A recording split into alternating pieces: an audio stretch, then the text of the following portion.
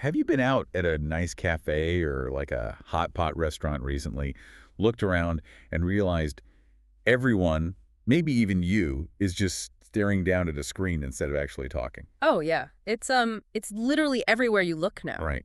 Or maybe you suddenly realized you haven't replied to a good friend's text in like 3 days, and the guilt is just totally eating away at you. I think we've all been there. Yeah, absolutely. Well, welcome to today's deep dive. Today, we are exploring the invisible new rules of modern interaction. We really are. It's a whole new landscape. It is. We'll examine how our digital habits are altering our face-to-face reality, the rising concept of the social battery, and the completely new etiquette of messaging.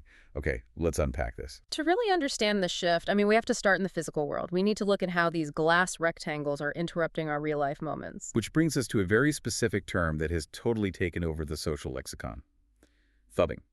Phubbing. Yes, phubbing. It's a mashup of the words phone and snubbing.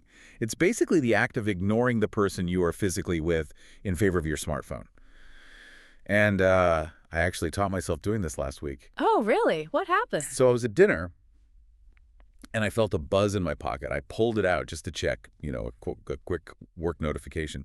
And I didn't even realize how entirely I had disconnected from the table until I looked up. Let me guess. Your friend was just staring at you. Exactly. Just staring at me, waiting for me to return to the planet. It was so embarrassing. But that ambient disconnection is like the defining characteristic of modern social life. Right. You see it at family dinners, romantic dates, university classrooms. Yeah, it's everywhere. It's just constant background radiation at this point. The absurdity of it becomes really clear if you, swap the phone out for a physical object. Oh, that's a good way to look at it. Right. So imagine inviting someone over for a beautiful home-cooked meal.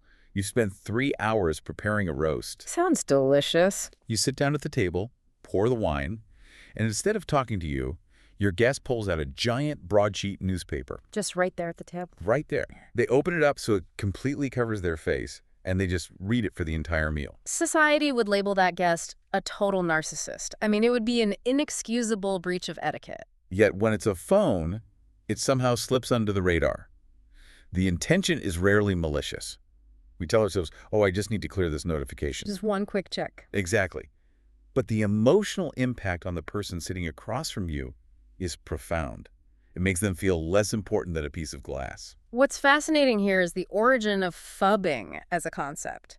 Given how perfectly it describes human behavior, you'd assume it was coined by, I don't know, sociologists. Or some Peck researcher, right? Exactly. But it wasn't. It was actually created in 2012 by an Australian advertising agency as a marketing campaign for a dictionary. Wait, really? An ad agency made it up. Yes.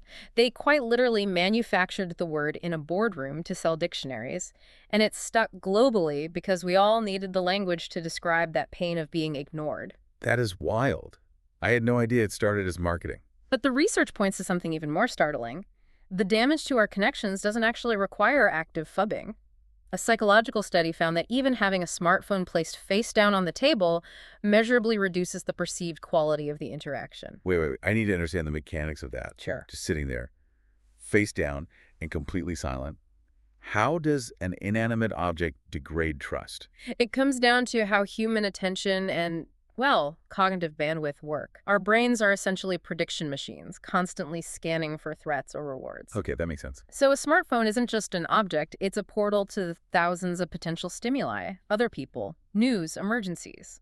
When it's visible, a portion of your brain's processing power, its RAM, so to speak, has to monitor it. So even if I'm not touching it, my brain is actively spending energy trying to ignore it. Precisely. It subconsciously signals to your partner that your attention could be hijacked at any second.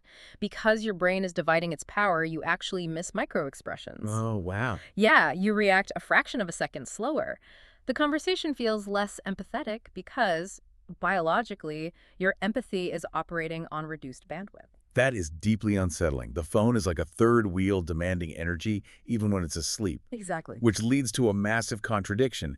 If having our phones out is so disruptive, why do we constantly retreat into them? Because phubbing is often just a symptom of a deeper issue. It's an energy crisis caused by modern overstimulation.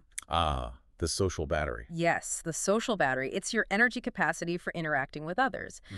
Modern urban environments are loud, fast-paced, and because we can be reached 24/7, our batteries drain much faster. Meaning quiet time becomes highly attractive. Absolutely. We have to manage the expectations of hundreds of people constantly. I have to push back a little on this, though. Okay, let's hear it. I hear people say, oh, my social battery's at 5% all the time now. Is telling a friend your battery is dead just a polite, modern excuse to avoid hanging out with people? I mean, I see where you're going with that. Because back in the day, if you were tired, you still showed up to your friend's birthday party. True. But looking at the neurobiology tells a different story. It's actually about healthy boundaries, which differ wildly between personality types. Wait, don't just throw out neurobiology to win the argument. What is actually happening in the brain? It breaks down between extroverts and introverts, linked to our dopamine systems. Extroverts have lower sensitivity to dopamine. Meaning they need more stimulation. Exactly. They seek out loud environments and crowds to get that hit. They are energized by people and driven by FOMO, fear of missing out. They need the chaos. Introverts, conversely, are highly sensitive to dopamine. Too much external stimulation overwhelms their nervous system. So what do they rely on instead? A neurotransmitter called acetylcholine, tied to deep focus and calm. For an introvert, social interaction forces them out of that calm state, spending battery power. So when an introvert stays home, they experience JOMO, the joy of missing out. Yes, and JOMO has evolved into a popular online self-care movement. It empowers people to celebrate saying no to social pressures without guilt. So they aren't rejecting you, they're just triaging their energy. Exactly. But that triage process creates a total mess when we look at our digital lives. When our social batteries are fully depleted, we don't just physically check out, right? Yeah, our digital behavior changes completely. And the need to protect our energy has rewritten the unwritten rules of texting, turning basic communication into a huge source of anxiety. Oh, completely. The anxiety of being left on read is a perfect example. Yeah, for anyone lucky enough to avoid this, it's when someone views your message but doesn't reply. It's awful. It creates an open loop in our brains, which we naturally fixate on. The sender interprets the silence as rejection, while the receiver, whose battery is at 0, feels immense pressure to reply. It's just a standoff of exhaustion. It really is. And the extreme version of this is ghosting. Ghosting used to strictly apply to dating, though, right? That's fascinating here is how much that has shifted. It used to mean abruptly cutting off a romantic prospect without explanation. Yeah, the ultimate coward's exit. But now people frequently experience friend ghosting. A platonic friend simply vanishes because they are too drained to maintain the friendship. That is heartbreaking. But honestly, here's the thing that drives me absolutely crazy about this entire dynamic. What's that? We just said people ignore friends because their social battery is empty. Right. But they aren't going to sleep. They are ignoring a text from a best friend while simultaneously doom scrolling on social media for 3 hours. How does that make any sense? Well, the culprit there is dopamine loops. Social media apps are literally designed to keep us hooked. So it's behavioral engineering. Exactly. Engaging with a friend requires empathy and cognitive effort. Doom scrolling is just variable reward schedules. It requires zero emotional output.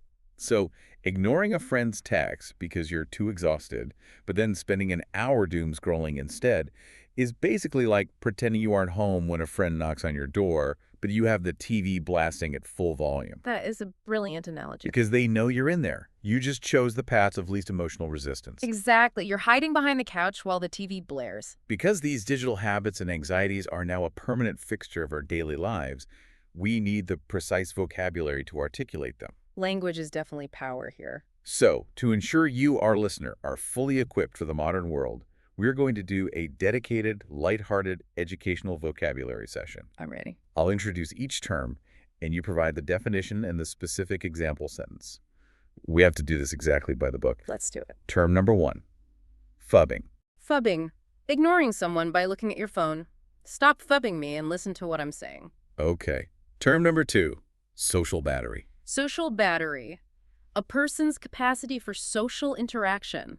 My social battery is completely depleted after that weekend conference. Term number 3, FOMO-JOMO.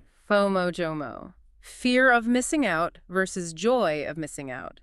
I used to have FOMO, but now I embrace JOMO and love staying home on Saturdays. Term number 4, left on read. Left on read.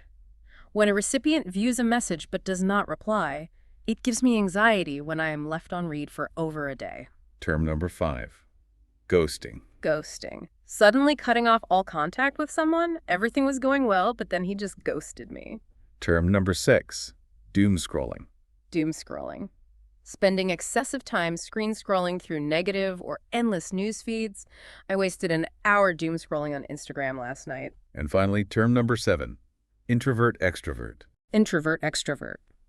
As an introvert, I need to recharge my social battery alone. Awesome. Okay, now we are going to bring these words to life by acting out a quick, relatable scenario. I'll be person A, you be person B. Okay, getting into character. Hey, are you coming to the night market with us tonight? I think I'm gonna pass. My social battery is totally dead after work. Fair enough. Just don't spend the whole night doom scrolling on your couch. No promises. I'm really looking forward to some JOMO tonight. And scene. Honestly, that sounds exactly like a conversation I had literally yesterday. Right. It perfectly captures person B setting a boundary and person A just respecting it.